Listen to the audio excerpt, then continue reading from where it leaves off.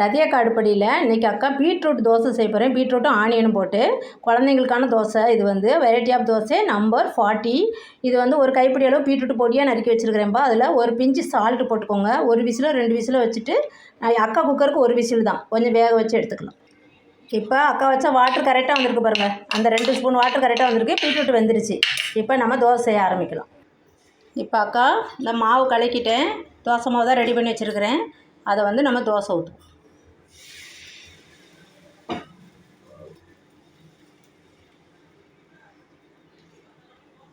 கொஞ்சம் மெலிசாக இழுக்கிற வரைக்கும் இழுத்து விட்ருங்க. அவ்வளோதான். அக்கா இப்போ கொஞ்சமாக நல்லெண்ணெய் விட்டுக்கிறேன். நீங்கள் என்ன ஆயில்னாலும் விட்டுக்கோங்க. அக்கா வழக்கமாக சொல்கிறது தான். குழந்தைங்களுக்குன்னா கீ கூட விட்டுக்கலாம். அவ்வளோதான், கொஞ்சம் வேகட்டும். இப்போ தோசை பாதியளவு வந்துட்டு இருக்கும்போதே இந்த பீட்ரூட் வேக வச்சு வச்சுருக்கோம்ல, லைட்டாக அதிலே சால்ட்டு போட்டோம். நம்ம அதை நல்லா அப்படியே தூவி விடுங்க. எல்லா இடமும் படுற மாதிரி தூவி விட்டுக்கலாம். இப்போ எல்லா இடம் படுற மாதிரி நல்லா பீட்ரூட்டை போட்டு விட்டோம். இப்போ அதுக்கு மேலே கொஞ்சமாக ஆனியன், ஒரு ஆஃப் ஆனியன் தான் அக்கா பொடியாக கட் பண்ணி வச்சுருக்கேன், அதை போட்டு விடுவோம்.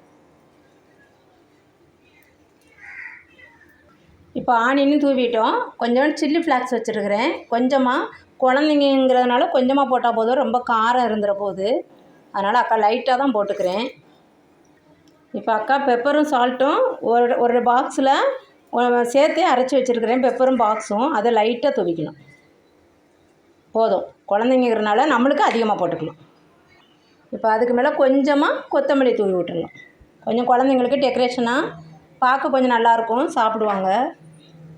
எல்லாமே சேர்ந்து நம்ம அந்த கரண்டியை வச்சு நல்லா அழுத்தி விட்டுட்டு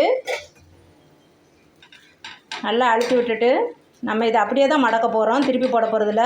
பீட்ரூட்லாம் நம்ம வேக வச்சுருக்குறோம். அப்படியே அழுத்தி விட்டுட்டு இப்போ நல்லா எல்லாத்தையும் அப்படியே நல்லா அழுத்தி விட்டுக்கோங்க. அழுத்தி விட்டு கொஞ்சோண்டு ஆயில் விட்டுப்போம். கொஞ்சம் வெந்துடும், அந்த ஆனியன்லாம் நல்லா வெந்துடும். அவ்வளோதான், கொஞ்சம் வேகட்டும்.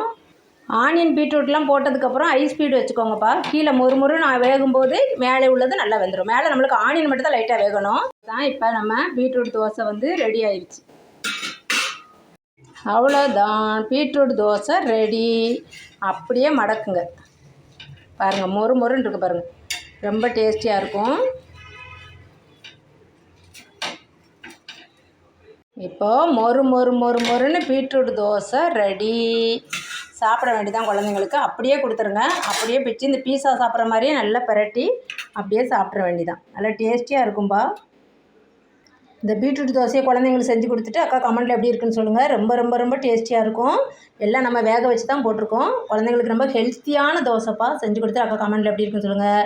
ரதியா காடுப்படிக்கு சப்ஸ்கிரைப் பண்ணுங்கள். தேங்க்யூ. சூடாக இருக்குது, அக்காவுக்கு தொடக்கூட முடியல. மொறுன்னு இருக்குது பாருங்கள்.